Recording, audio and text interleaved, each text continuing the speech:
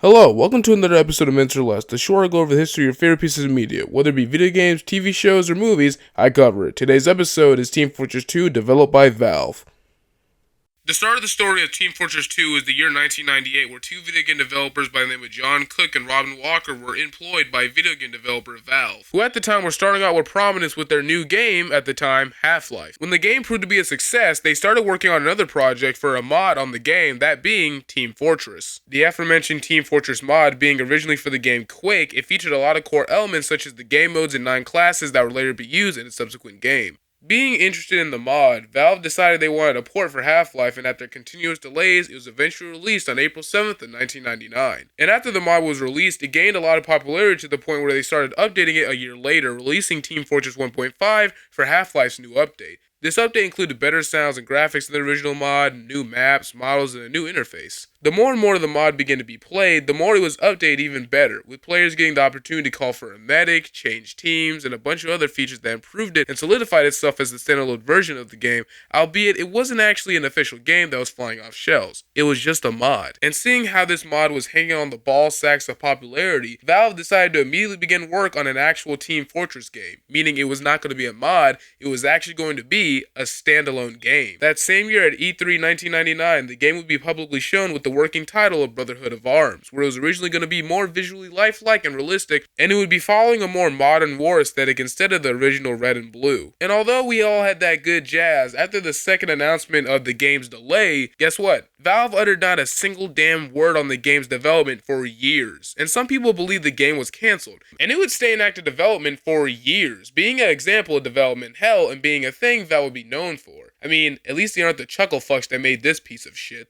With several builds and versions of it, they finally showed the game in 2006 at an EA showcase. Then a year later, on October 10th of 2007, after 9 long years of development, and 4 different versions I might mention, the game was finally released onto Valve's digital store Steam and onto their compilation pack known as the Orange Box. In the game, you would have 9 classes that were split into 3 different combat groups being offense, defense, and support, with the following characters being Scout, Soldier, Pyro, Engineer, Demo Man, Heavy, Sniper, and Medic. With the elements of the first shooter genre being popularized by games such as Wolfenstein 3D and Doom, you would have these different game modes play as either teams red or blue, and depending on the game mode, capture control points for the team to win, while shooting each other, of course, like no shit. The game on its release was met with critical acclaim from critics and fans alike, with praise to its humor, gameplay, cartoony style, variety, and quirkiness throughout. Although some people complain about the lack of extra content, the general consensus of the game is that it was the shit. The year that it was released, it got awards. The year it was released, the game got awards for Best Artistic Design and Direction, Best Multiplayer Experience, and Multiplayer Game of the Year. And that would tell Valve that they needed to step their shit up because we had holiday stuff such as Scream Fortress and Smithsmiths and the original release of the OG mod. And this would have loyal fans waiting around for them each year so that they can access these. And as the game got more popular and popular, it told Valve they had a big thing here since Portal. So they decided to make a move that would change Team Fortress 2 forever. And on June 23rd of 2011, that fateful day,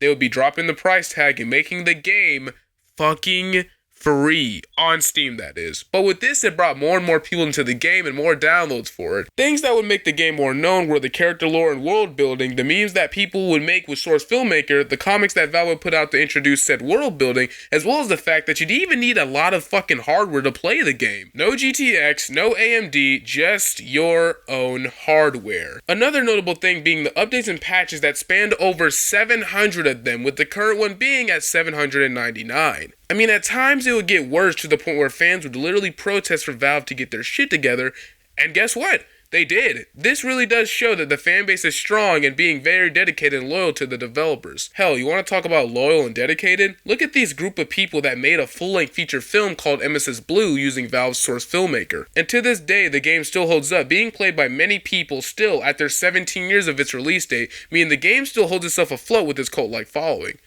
So, what now? Well, with some fans' optimism for a third game in the series, Valve has actually showed some implication that the chances of happening is the chances of Coraline 2 being a damn thing. Not helped by the fact that there have been hundreds of updates that they've contributed to and still are for 17 years since the game's release. Personally, I think that TF2 is a game that will live on to stand the test of time and keep doing so, and will be remembered for its reputation of not only redefining the first shooter genre with other games such as Doom or Call of Duty, but proving that in the sense of gaming, there is always a call for a breath of fresh air.